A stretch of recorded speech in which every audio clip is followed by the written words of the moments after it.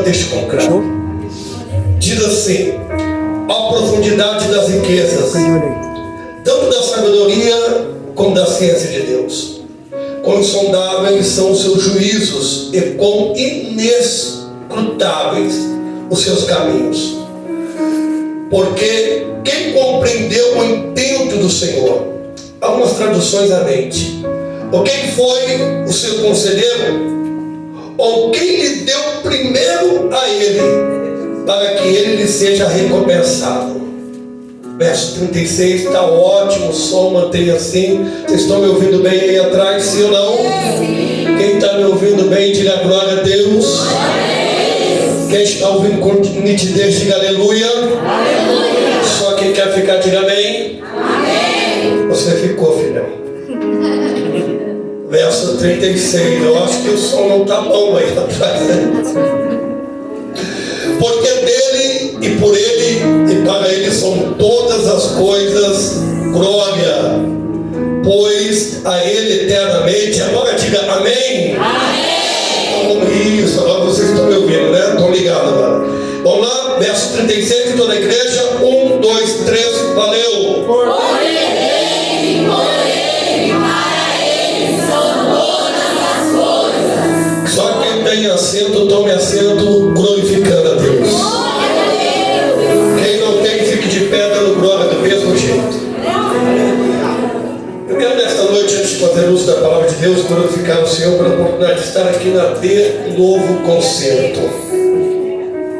Eu glorifico a Deus pela vida dos irmãos, dos obreiros, da fundadora desta igreja, dos pastores atuais, dos obreiros que militam, e por aqueles que passaram aqui, porque são 35 anos de existência. E durante esses 35 eu tenho feito parte de 18. Quando eu vim pregar nessa igreja a primeira vez, eu tinha cabelo preto. Cortando aí. Se for cortar, me dá outro. Eu tinha cabelo preto ainda. Era magro eu continuo, né? Mas era mais novo, mais jovem. E eu me lembro que muitos dos que estão aqui, principalmente na tribuna atrás de mim, eram ainda adolescentes, com 15, 16 anos, começando a sua vida como homem, como mulher e também como cristão. E hoje, 18 anos mais tarde, eu tenho o privilégio de poder ver essas mesmas pessoas que há 18 anos atrás eram crianças, hoje são homens de Deus, são mulheres de Deus, são casados, alguns já têm filhos. E tudo isso alegra o nosso coração, porque isso faz parte do processo da igreja. A igreja, ela não é só um momento, a igreja, ela tem um processo e ela tem que se desenvolver durante este processo. E eu vejo o desenvolvimento dessa igreja. Estava ouvindo o pastor Felipe falando aqui que a igreja era muito diferente do que é hoje. De fato, era metade do que é hoje, né? O povo era mais na frente lá. Eu me lembro que havia um cercadinho, né? Havia um cercadinho, se não me falha a memória, o piso era vermelhão. Bem no começo. Bem no começo. Depois foi azul muitos anos. Azul, então estou lembrando mais ou menos. O senhor é das antigas mesmo. Das antigas, lógico. Eu ajudei a construir a arca, tá pensando o quê? E eu me lembro que a primeira vez que eu preguei aqui, Deus batizou dezenas de jovens com o Espírito Santo. E houve anos que eu vim aqui 2, 3 vezes, houve anos que eu fiquei aqui quase toda semana por causa do curso de teologia. Outras vezes eu vim um pouco menos, mas sempre participando e vendo o crescimento dessa igreja. Então a Deus eu tributo toda a honra e toda a glória. Eu quero que você aplaude a Deus pelo aniversário dessa igreja.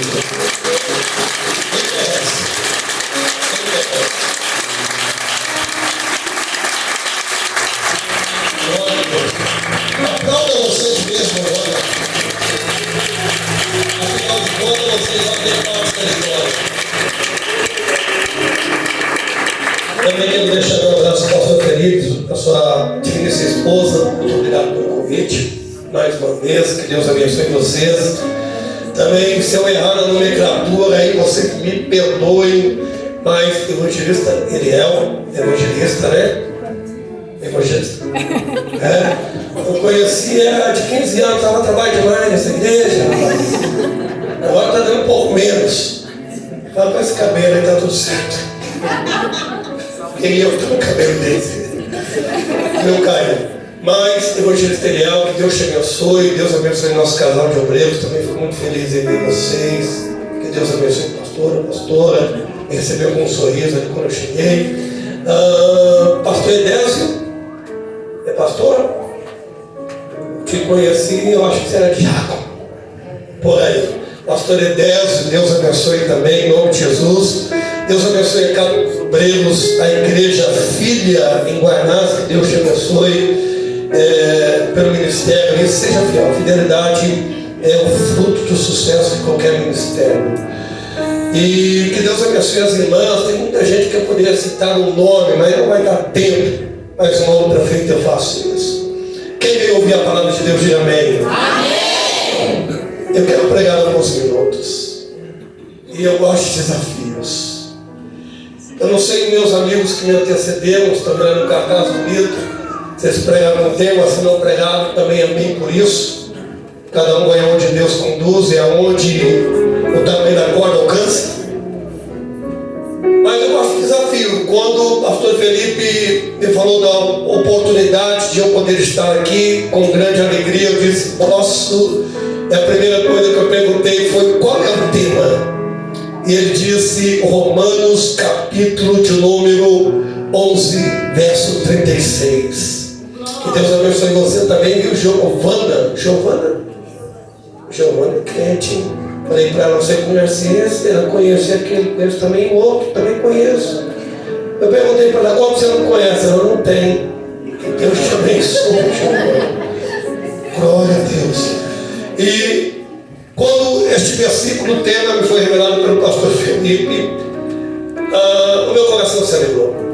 Porque se nós lemos só os versículos que nós acabamos de ler, até algumas traduções bíblicas que estão aqui nesta noite, vai nos demonstrar na epígrafe em negrito, escrito hino de adoração.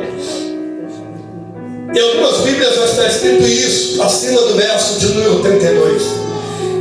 E de fato, o verso 32, ou melhor, 33, 34, 35 e 36, ele fala-nos de um louvor que Paulo está prestando, ou de uma adoração que Paulo está prestando neste momento, e também admoestando aos irmãos que a prestassem.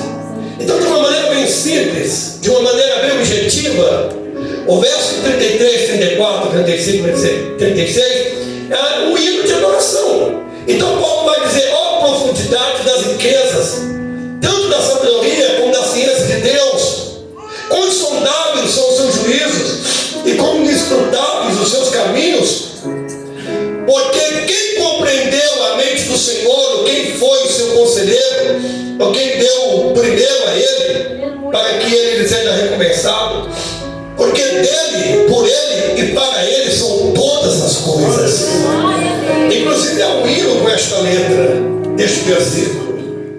Então, de fato, isso aqui se resume de forma simples como louvor de adoração a Deus. Ponto final, acabou. A pregação poderia acabar aqui se nós quiséssemos ficar só nisto. Estaria tudo certo.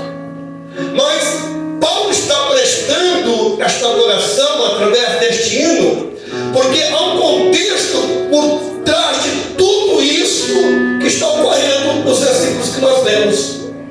Porque quando nós lemos a carta aos Romanos, essa carta é considerada de um quinto evangelho.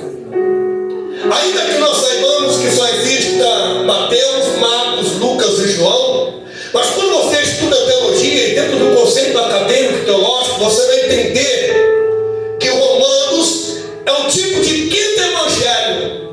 E por quê? Porque Romanos vai tratar de toda a base doutrinária da salvação. Então é como você reunisse toda a doutrina que há nos 4 evangelhos em um único, chamado Romanos. Ainda que esteja uma carta, o teor desta carta é como de um evangelho. Porque dentro desta carta, Paulo vai nos revelar coisas tremendas. Esta carta que tem 16 capítulos e 423 versículos. Esta carta que não foi escrita por Paulo, mas ditada por Paulo e escrita por Porque segundo a tradição judaica, Terço, que vem do latim, que significa filho terceiro, Terço foi um dos 70 homens em Lucas capítulo 10, que Jesus enviou na obra missionária e que voltaram admirados dizendo: Jesus, até os demônios nos submetem por causa do teu nome. E Jesus vai dizer assim: olha, não vos alegrei porque os demônios se submetem por minha causa, mas vos alegrei porque o vosso nome está rolado no livro dos céus, no livro da vida. Em outras palavras, ele está dizendo: olha, não se alegrem porque os demônios se submetem, mas fiquem alegres porque o nome de vocês está registrado no cartório celestial para a salvação eterna. Então, esses 70 que foram enviados em Lucas 10 por Jesus para fazer missões, acredita-se que um dos 70 era Terço. E este mesmo Terço se tornou, com o passar do tempo, bispo da igreja em Icônio. E Terço foi quem escreveu a carta aos Romanos.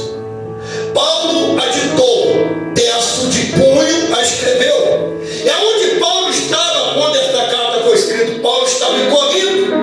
A carta era adressada aos que estavam em Roma. Então Paulo dita, Terço escreve, e Febe leva a carta até os irmãos da igreja em Roma. E quem eram os irmãos que estavam em Roma? Eram judeus e gentios que haviam se convertido a Cristo e que agora haviam se tornado igreja. Então, veja que Paulo está escrevendo aos irmãos que estão em Roma e não aos romanos, porque o título foi dado pelos homens, então o título fica meio desconexo. Porque quando você diz carta aos romanos, dá a entender que era para os cidadãos romanos, e a carta não é para os cidadãos romanos, a carta é para os gentios e para os judeus que agora eram igreja convertidos em Cristo. E esta carta é levada por fé, porque quando Paulo escreve essa carta, Paulo nunca havia estado ainda em Roma. Então esta carta, ela não vai tratar de coisas peculiares dos dias atuais, mas essa carta vai trazer um convite doutrinário para que os irmãos judeus e os irmãos gentios pudessem viver como igreja unidos em um único corpo que é Cristo Jesus. Dentro deste contexto me chama a atenção, porque Paulo ele vai escrever esta carta 21 anos após a sua conversão. 21 anos depois. Paulo se converte aos 28 anos de idade, no caminho a Damasco. Quando Paulo se converte aos 28 anos de idade, Paulo vai passar por um processo. E depois desse processo, 21 anos mais tarde, Paulo ele vai ditar esta carta que Terço está escrevendo. Ou seja, Paulo agora não era mais um homem tão jovem. Se você colocar 21 com 28, 49 anos, Paulo estava na casa dos 50 anos de idade. E Paulo está escrevendo esta carta por volta do ano 56 da era cristã. Ou seja, a primeira metade do primeiro século da igreja havia terminado. Vamos lá, Giovana, vai ver aí. E a Bíblia diz então que Paulo vai escrever. E quando Paulo escreve, e eu digo escrever usando a força de expressão, porque vocês sabem que foi Terço, Paulo a envia. Agora olha que tremendo, porque nós vamos entender as nossas revelações. Esta carta ela vai tratar de doutrinas como da armatologia. Paulo vai falar nos primeiros capítulos de Romano sobre a doutrina do pecado. Tanto é que Paulo vai dizer na carta aos Romanos que Deus encerrou tudo debaixo da lei. Paulo vai dizer que todos os homens pecaram e por isso estão destituídos da glória de Deus.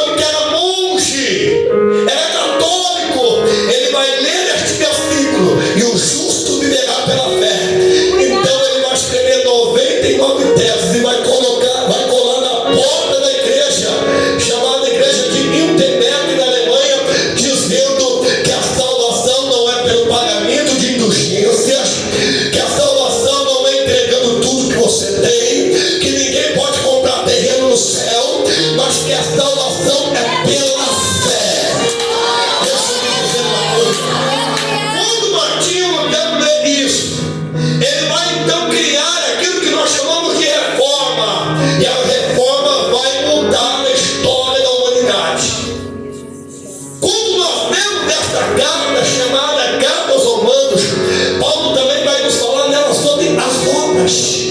E isso é tremendo, porque as obras, elas podem definir o meu futuro, mas elas não podem me justificar diante de Cristo, porque a justificação não é por obras, justificação é por fé. Por isso que a Bíblia diz que o justo viverá pela fé. Mas não contente, Paulo vai falar em Romanos sobre a graça. O que é a graça, pastor? Graça é o favor do merecido. Eu não estou aqui, você não está, e nós não estamos aqui porque merecemos. Nós estamos aqui pela graça. Foi a graça que te alcançou, foi a graça que me alcançou, e pela graça nós estamos aqui. Ninguém tem um pedacinho de unha para poder bater no peito e dizer: eu estou aqui porque mereço. Eu sou crente porque eu sou bom da cocada santa. Eu sou o que sou, canto que canto, prego que prego, revelo que revelo, porque eu sou. Não, tudo é pela graça, é o favor de Deus. Até para dar glória a Deus é pela graça, porque se não for pela graça, nem para dar glória a Deus a gente presta. Nós temos que estar na graça, dê glória a Deus. Quem já recebeu a graça, abre a boca para adorar. Quem está envolvido na graça, levante a tua mão, abra a tua boca e glorifique a Deus nessa noite.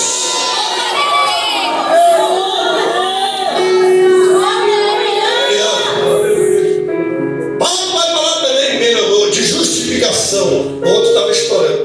De justificação. Ninguém pode justificar-se a si mesmo. Ninguém na história, a não ser Jesus, pode justificar a si mesmo e aqueles por quem ele morreu, que somos nós. Paulo também vai falar da santificação, sem a qual ninguém verá a Deus. Alguém pode dar glória a Deus aí? Porque esse tema santidade está cada dia mais raro nos cultos da igreja. Porque me perdoe se tiver veste a carapuça toda, que eu já passei do tempo de estar pregando e no fim está me justificando. Mas Deus não precisa de coach, pastor coach da igreja. Deus não tem coach, nada. Coach é bom no trabalho, na empresa, na loja, numa reunião de empresários. A igreja não precisa de coach. 5 passos para conquistar o meu Camaro, 10 passos para conquistar a minha casa na Enseada, no Guarujá, 20 passos. Não, a igreja precisa de profeta, de pregador, de cantor, de gente que tem vida no altar, de palavra revelada, de palavra que vem do céu. A gente não precisa de frase de efeito no mundo da igreja. Porque está montando. Quem tem a coragem? E santificação é um tema que sumiu. Outro tema, eleição. Não foste vós que me escolheste, mas fui eu que escolhi a vós. Ei, a gente, não foi a gente que escolheu. Mas eu me perdoa. Mas não foi você que escolheu. Você teve que ser amassado para mim. Mas antes de você vir, ele já tinha te escolhido. Você é a escolha de Deus. Eu vou repetir, você é a escolha de Deus. Cheio de defeito, picudinho do jeito que você é de vez em quando. Você gosta de fazer um biquinho, né? Peitudinho, você gosta de estufar o peito. Marrentinha do jeito que você é, mesmo sendo crente. Mas você é a escolha de Deus. Deus não errou em te escolher. Deus não errou em te escolher. Se Deus não erra na escolha, levante a mão para adorar a Deus aí. Se você não levantar a mão e não dar glória, é sinal que Deus errou em te escolher. Quem é a escolha de Deus aqui? Glorifica a Deus. Paulo também vai falar dentro desta carta sobre o plano da salvação. Diga comigo, o plano da salvação. Diga comigo, o plano da salvação. O plano da salvação nos revela 3 mistérios. Pergunte para mim, qual é? Primeiro, está em Romanos capítulo 1, versículo de número 16. O que é o plano da salvação? Porque não me vergonho do evangelho de Cristo. Olha o plano da salvação. Pois ele é poder de Deus para a salvação de todo aquele que crê. Então olha os 3 mistérios do plano de Deus: poder, salvação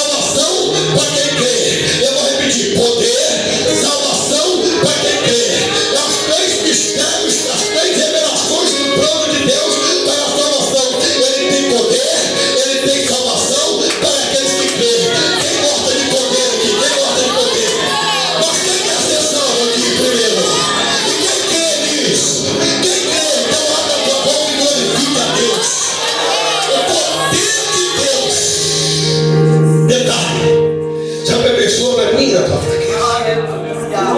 Eu nunca vi alguém que se achasse alguma coisa for ser usado por Deus. Mas eu nunca vi ninguém que dissesse: Deus, eu não sou nada que Deus não usasse. Deus não usa quem é. Deus não usa quem tem, quem acha. Deus usa quem não tem, quem não é e quem não acha nada. Em outras palavras, para ser usado por Deus, tem que se esvaziar do eu. Para ser usado por Deus, tem que entender que nós estamos aqui pela graça, pela misericórdia, porque Ele nos amou primeiro. Nós temos que entender que nós estamos aqui porque foi o Senhor que nos justificou na cruz do Calvário. A conta foi paga, não foi por mim nem por você, foi por Ele. Às 15 horas, a hora nona, Tetelestai, pago esta dívida, está consumado. Ei, deixa eu lhe dizer uma coisa: se tem uma coisa que eu não tenho é demônio. Por que não? Por que não? Mas por que não, pregador? Porque eu não devo nada. Porque até os erros que eu cometo ou que eu cometia, a dívida não era com Ele, era com Deus. Mas a dívida foi paga. O demônio, ele pode até levantar, pode até acusar, pode até apontar, mas você e eu não devemos nada, demônio nenhum. Então levante a tua mão, porque havia uma dívida de morte, havia uma dívida que te condenava à morte eterna, mas na cruz do Calvário a dívida foi paga, na cruz do Calvário a dívida foi cancelada, na cruz do Calvário a comissória foi rasgada, na cruz do Calvário o Senhor pagou a dívida desta igreja até o ano terceiro. É por isso que nós estamos comemorando hoje 35 anos de assistência. Se é verdade que a dívida está paga, levante as duas mãos, levante as duas mãos, receba de Deus então agora uma porção deste poder, desta graça, desta unção, deste retorno da parte de Deus. Quem está recebendo aí? Quem está recebendo aí? Quem está recebendo aí? Quem está recebendo? Aí atrás, tem alguma gente recebendo aí? Aí atrás, tem alguém aí? Aqui do lado direito, do meu lado direito, tem alguém recebendo? Aqui no meio, alguém já está sentindo alguma coisa ou ainda não? Na igreja de Goianápolis, já estão sentindo também? Então vamos unir o glória a Deus da igreja de Goianápolis, da filha, com a igreja mãe aqui de Itaí. Vamos unir o glória a Deus, vamos lá. Vamos ver o que dá, vamos ver o que dá. Vai, a igreja filha da glória a Deus, a igreja mãe de aleluia, a igreja filha da glória a Deus, a igreja mãe de aleluia, a igreja mãe da glória a Deus, a igreja filha de aleluia. E os obreiros, fala aí os crentes, e os obreiros, profetiza, e os obreiros, recebe poder de Deus. Quem vai receber, abra a tua boca para receber poder de Deus.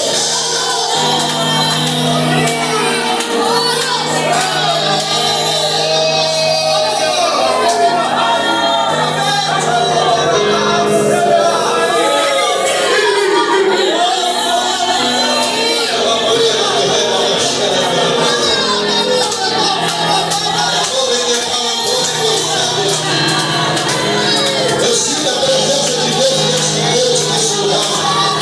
Eu sinto que pessoas já estão sendo tocadas, já estão sendo tocadas. Eu sinto o poder da palavra renovando. Eu sinto o poder da palavra quebrando aguilhões, cadeados, correntes. Tem pessoas que vão sair daqui renovadas, vão sair daqui libertas. Tem gente que vai sair daqui diferente. Tem gente que vai sair daqui nesta noite cantando igual Paulo, porque tudo é dele, por ele, para ele.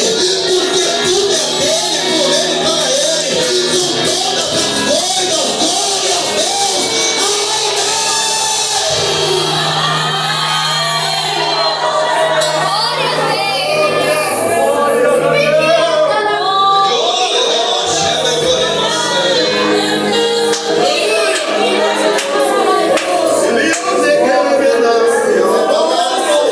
A carta escrita aos irmãos que estão em Roma é um tratado doutrinário. Paulo fala a respeito, como eu já disse, justificação, salvação. Paulo vai falar da obra de Cristo, até da doutrina do Espírito Santo, pneumatologia. Paulo aborda nesta carta. Paulo fala até do Espírito Santo nesta carta. Mas tudo isso tem um propósito, olha para cá. Meu Deus. Os judeus que estavam em Roma e que agora se tornaram crentes, porque acreditaram em Jesus, creram em Jesus. E os gentios, para que aqueles que não têm familiaridade com a Bíblia entendam, gentios é todo aquele que não é crente. Todo aquele que não é crente é gentil. Todo aquele que não é crente e que não é filho de Abraão, do povo de Israel, não é judeu, é gentil. Então gentil é um termo, escute bem, gentil é um termo usado para quem não é descendente de Israel e para quem não é crente ainda. Ok? Então, os judeus aceitavam Cristo, tornaram-se crentes.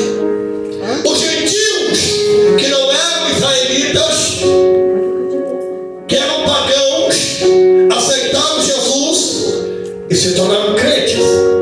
Então, havia uma briga, porque os judeus achavam que tinham um privilégio, porque a Bíblia diz que primeiro Jesus veio para eles, isso é fato. Toda a história aconteceu em Israel. Jesus nasceu lá, a Bíblia foi, os comentários, os acontecimentos, os livros foram escritos por lá, tudo aconteceu lá. Então os judeus achavam que por isso eles tinham algum privilégio, e Paulo vai abordar isso. Só que no capítulo 11, Paulo vai mostrar que o povo de Israel foi um povo rebelde. E por causa da rebeldia, Deus ergueu um povo e enxertou este povo em Israel para fazer ciúmes àqueles que eram rebeldes. Para entender melhor, olha para cá. Tudo que está acontecendo tinha como propósito Israel, para que através de Israel as outras nações fossem alcançadas. Israel se rebelou, se negou, rejeitou a Jesus. E aí o Senhor então vai levantar um povo chamado gentil, que vai crer nele, e com isso Deus vai fazer ciúmes ao povo de Israel e vai enxertar este povo na promessa. Então o que nós fazemos hoje é para Israel fazer, que é anunciar a Cristo como Salvador. Só que eles falharam nisso. Só que tem um detalhe. Paulo ele começa no capítulo 11 dizer que Israel falhou. Ele começa a entender que os gentios, crentes agora em Roma, eram melhores que os judeus. Porque se os judeus foram rebeldes, se os judeus tiveram um coração duro, não reconheceram Jesus como deviam, então os gentios agora estavam sendo enxertados da promessa. Aleluia. Só que Paulo diz, não vos vangloriei. Ele fala para os gentios. É como Paulo dissesse assim, olha, os judeus pecaram, mas vocês, porque fomos eleitos, não se vangloriem, porque não é dom de vocês, não vem de vós, é dom de Deus. Vocês estão enxertados na promessa não porque merecem, é por graça. E vocês que pela graça receberam a promessa, rejeitaram em um dado momento. Então Paulo vai colocar igreja constituída de judeus e gentios que são crentes em o mesmo patamar. Simplificando, judeus, vocês aceitaram a Cristo, os que creram sim, vocês não são melhores do que os gentios que aceitaram. Gentios, vocês são enxertados sim, vocês não são melhores do que os judeus que creram. Em outras palavras, Paulo está ensinando no capítulo 11 que não existe maior, porque dentro da igreja cabe o negro, cabe o branco, dentro da igreja cabe o índio, cabe o amarelo. A igreja é um lugar para aqueles que têm posses e para aqueles que não têm posse alguma. A igreja é um lugar para os sãos, mas também é lugar dos doentes. A igreja é lugar de rico e é lugar de pobre. A igreja é lugar de alto e é lugar de baixo. É lugar do mais magrinho, mas também do mais fortinho. É lugar para quem tem o cabelo preto ou para quem está com o cabelo branco igual o meu. A igreja é um lugar para todas as classes sociais. Aqui tem até lugar para o pessoal do movimento LGBTQIA e tem mais letras que eu não lembro mais, desde que eles queiram entrar